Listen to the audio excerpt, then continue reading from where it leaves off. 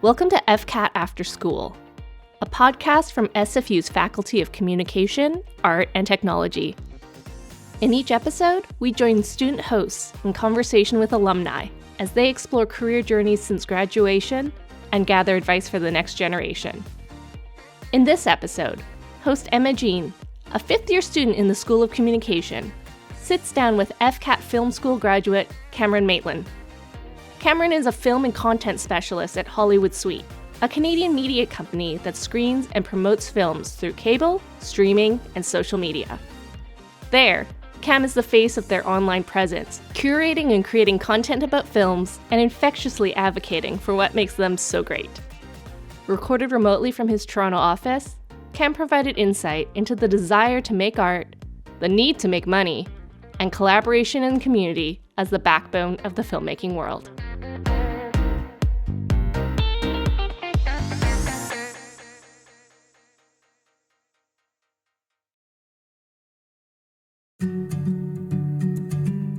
How do you marry your career and your passions?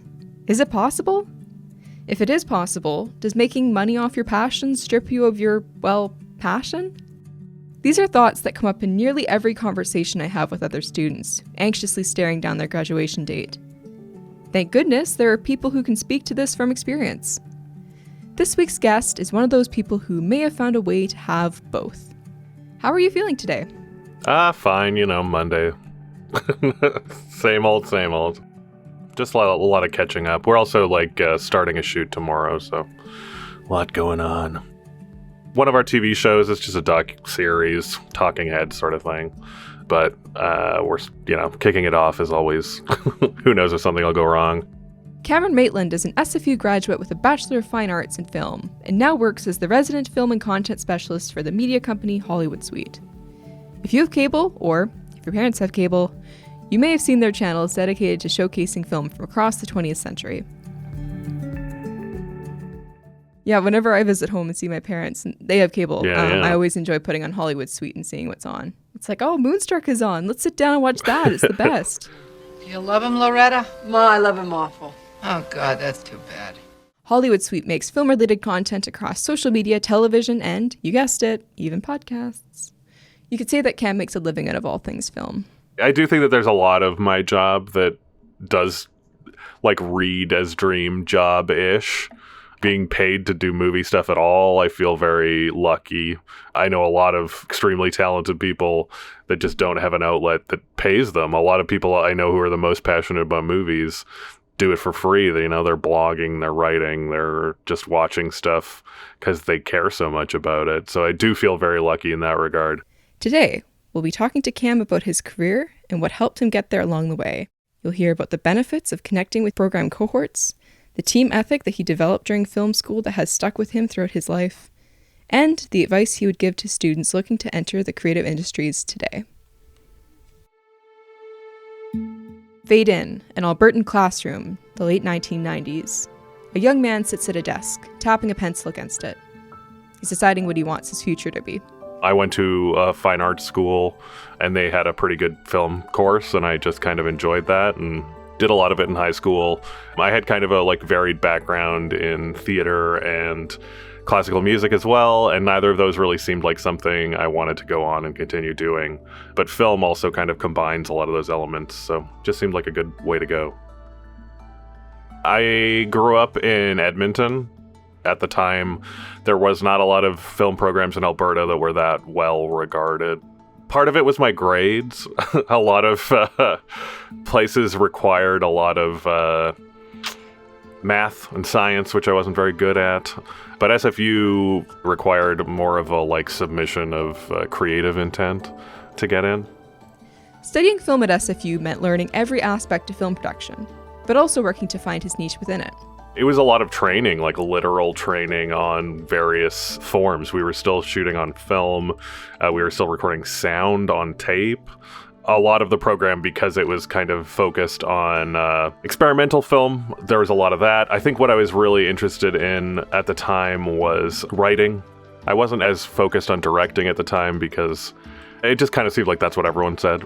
So writing was really my focus. But at the start of my degree, it definitely was learning all this different technology, learning kind of theories, lighting, all of that stuff. It just felt like there was kind of a lot to take on before you understood the greater world of filmmaking. With the high level of collaboration, on-the-fly learning, and genuine vulnerability needed to progress throughout the program, it seemed natural that the students within it would bond. Cam was no exception. I definitely think the thing that you are like secretly learning the whole time in film school is just working with other people. Film is by necessity a collaborative medium. As you learn, you are also just learning to be on sets, be with other people. I am still friends with a lot of these people. And it has actually, as our careers develop and change, it makes a big difference to know somebody who's out winning awards or whatever, or somebody who is very good at X or Y, and now, people know me and I work at a TV channel. Like, I can help you with grants. I can help you with whatever. There is something there. Soon, Cam was fresh out of SFU with a shiny new Bachelor of Fine Arts degree in film, ready to take on the cinema world. Unfortunately, his timing was, though through no fault of his own, a bit off. I graduated in 2007, so we were kind of on the cusp of the horrible economic downturn of 2008, which really did kind of rattle the BC industry.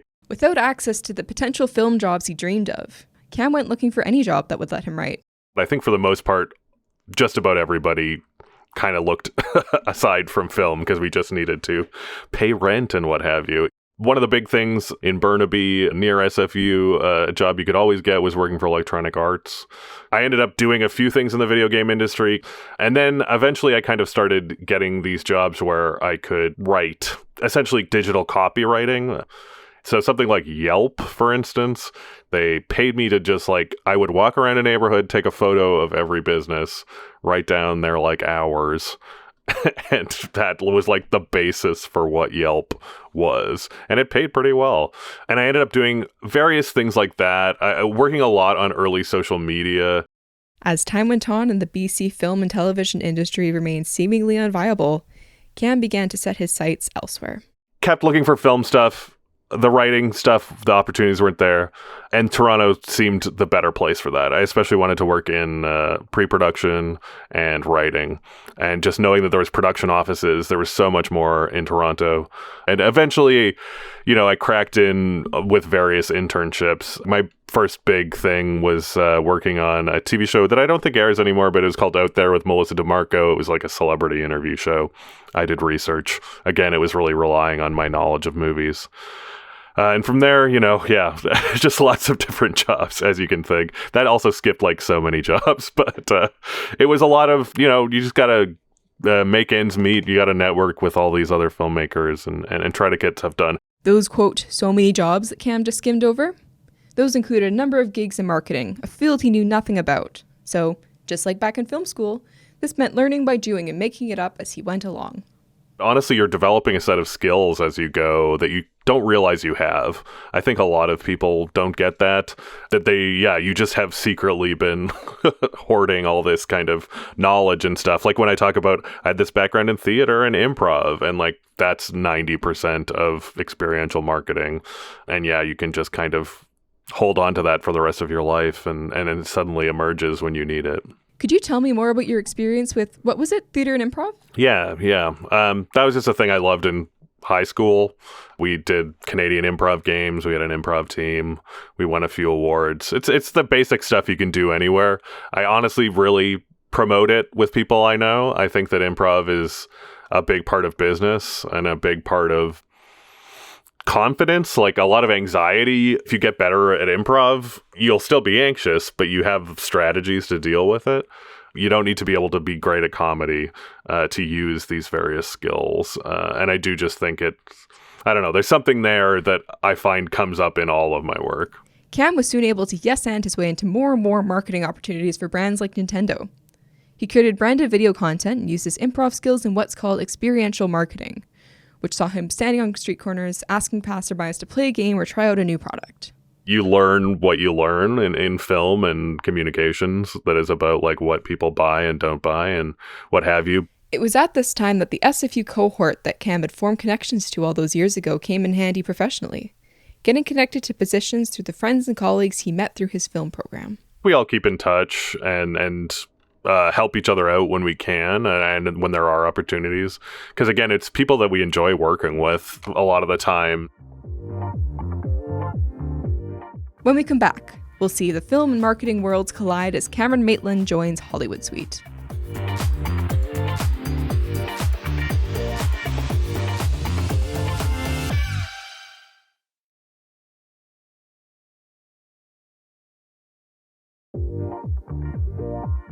Welcome back to the After School podcast. Before the break, we followed this episode's protagonist, Cameron Maitland, on his journey through film school and economic recession and improv-based marketing. All of these things led to Cam's current role at Hollywood Suite, although the path to get there wasn't as straightforward as you might expect. So I'll try to speed through it because it's like, unless you are exactly me in my exact circumstances, you cannot get a job this way. They were at the time doing a screening series that were like a quote-along series. A comedian had dropped out on them, and the marketing person was like, you know movies really well, you're funny, do this. From there was a project where they needed a lot of copywriting and they needed a lot of Instagram. I had done an Instagram project about Canadian film, and this was just for fun on my own. And they showed that to the president, and he liked it. So I came and kind of did a similar thing for National Canadian Film Day for them. And then I did a summer's worth of work for them. At the same time, it's like worth saying I was working one of my old jobs, which was like an ad servicing job, just kind of struggling to make ends meet. And then I just kind of started looping contracts pretty regularly with Hollywood Suite. A couple years into that, I was offered a full-time job. Definitely my background in social media marketing was a large part of my role to begin with. And I also did a lot of data entry, just trying to find ways I could help out. The company, I think, was just starting to grow more when I started, and I became sort of an example of how you could bring in more money as well as, expand what can be done. Cam's role entails a mix of marketing, producing, writing shows, programming, content creation, public relations, branding, and writing grants. It's quite the combination. It's an interesting role because it's a bit mixed. So my job really started off just being the face of the channel. I did stuff for award shows. I started off doing kind of like live casts for the Independent Spirit Awards. Then I moved on to writing a lot for them. Again, they just had a need for a lot of content, and I started doing social media marketing for them. They had not really maximize their use of social media. So we started doing a lot more on Instagram, on Twitter, and now it's moved on to TikTok as well. This month I want to celebrate one of the most fun friendships in action film history, and that's the friendship of Jackie Chan, Sammo Hung, and Yuen Biao in Wheels on Meals from 1984. And on top of that, just through my work at Hollywood Suite, I now also do a lot of programming and working with the programming team. I also work with the original productions team. Every TV channel in Canada gets a purse of money that they have to use on Canadian productions. And also we have the ability to access grants for films. So I review a lot of scripts and work with directors and stuff from a producer angle, just trying to get more movies made. Like back at film school, he seems to be doing a bit of everything to make the operation run smoothly.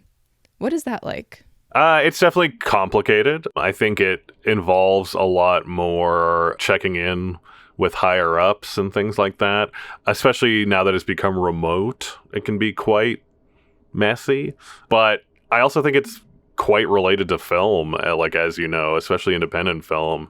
You're stuck doing all this different stuff. I do like it, though. I like having different tasks and things like that. I will also say that it does, with the same feeling of chaos from like how I became to this career, there is such a chaotic feeling within the job sometimes that you're like, well, if I was ever to not be working here, like I would have to like find a way to brand what I've done. It's so unique and built for me.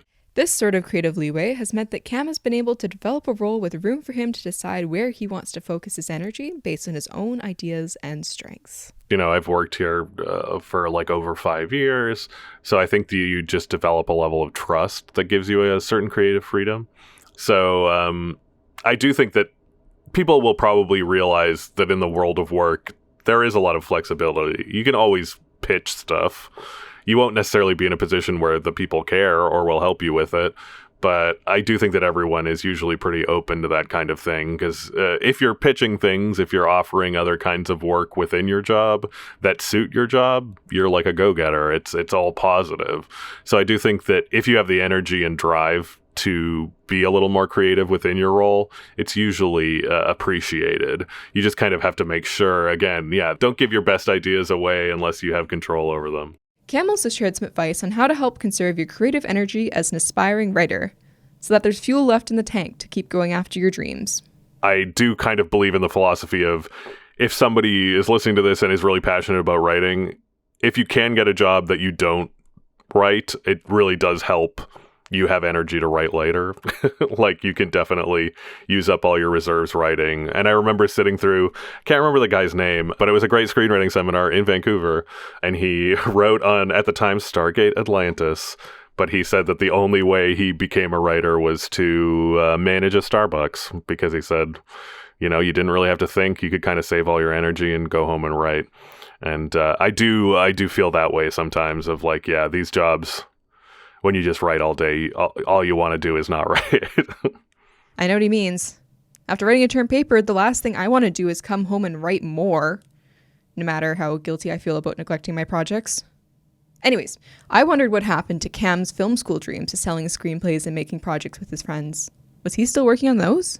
I do wish I was maybe just doing more creative stuff on my own. I do a lot of art and stuff just for fun. I do still like to write, and I would love to write something. I don't have a project right now I feel like that I'm super driven on. Right now, I think I just like continuing to experiment here and there. I like to paint. I like to, sculpt and do little projects. I find that I get a lot of satisfaction from that sort of creativity. I do think that I want to just craft something a little more personal. I'm not sure that that's in the film realm. Like I say, it's a little tough to get that stuff off the ground. I don't know. Just you got to keep excited and engaged in creation and creativity, I think. And then hopefully that idea does come to me. While in the film realm, it would have been an absolute waste of an opportunity to not ask Cam for movie recommendations. I like thinking of this kind of stuff. This is a lot of what my job is, really. So, I decided to ask what he would recommend for people trying to find their way in the world after graduating. Okay, one I will say that I find is a total inspiration for me is Joanna Hogg. She didn't start in film until she was 40. Her first film, Unrelated, I think is tremendous. I just think men and women are always bound to be unfaithful. I really think that. You're probably right. But doesn't mean to say that... So why get married? David Gordon Green's George Washington. What do you want me to say? It's too late. Just don't say nothing. Can I kiss you one last time? I mean, a great just formal one is the silent version of Blackmail by Alfred Hitchcock. Blackmail is also fascinating because he made a sound version and a silent version. So you can, if you're a real sicko like me, you can watch both and decide what's what. The kind of innovator of mumblecore, Andrew Bujalski, him at peak mumblecore before he does a little more mainstream in a lot of his aesthetics is the film Beeswax. Stars a pair of twin sisters who are non-actors. They are so good. I missed it. Can we go back? You're hard to catch, dude. Are you two twins? Yeah. I'm not. I'm going to suggest one that's a little more fun, which is Don't Let the River Beast Get You, which is by Matt Farley. For years, he was trapped in his underwater lair, hungering for freedom, hungering for meat. Okay, put away your Letterboxd watch list or pause the episode until you've finished updating it with those movies, because you're going to want to listen to Cam's next piece of advice. How can we stay motivated after graduation when work is feeling like a grind, or when we're still trying to find our place in the industry? What are you passionate about? What drives you to want to do this work? Because it can be something very specific. Cam gave a great example. Take a director of photography or cinematographer. They're called the DP on set and are the person responsible for creating the look of a film. I know a lot of DPs where it's like they can work on a whole thing they don't like if they get to do one shot that matters to them that's trying something new. They get to try one new lens that will drive them through an entire show. And I think that really matters because that is the fuel. And luckily, I think you do come out of school with a lot of that fuel. You're just excited to try to like get things done. I would also say really focus on where you think your talent lies, even if it's something mundane. My big thing, I would say, is just keep making stuff with your friends. Just constantly make stuff. That's the big difference when I graduated to now, is that, you know, we all have a little camera in our pocket now, and we all can upload it to YouTube. So I think it matters so much to me when I meet a filmmaker and can just see that they just have a ton of stuff. And as silly as the like 48-hour film festivals and things are, they're fun. Just knock it out. Have fun with your friends. Develop your style.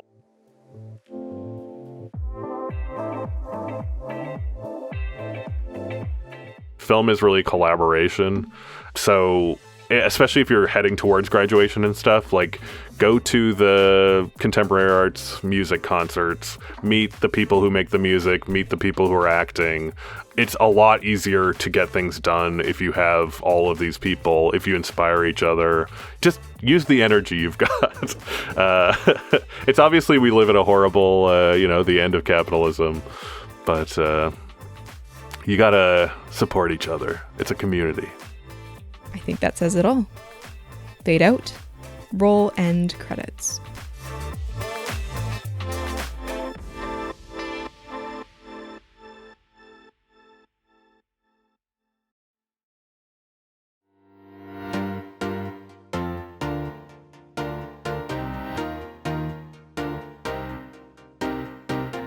Big thanks to Cameron Maitland for sharing this conversation on creativity, keeping your passion alive, and finding your place in the film industry.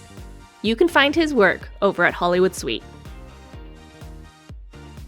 FCAT After School is produced by Emma Jean, Torian Cafferata, and Stephanie Werner, with help from Stu Pop and Tessa Perkins-Deneau.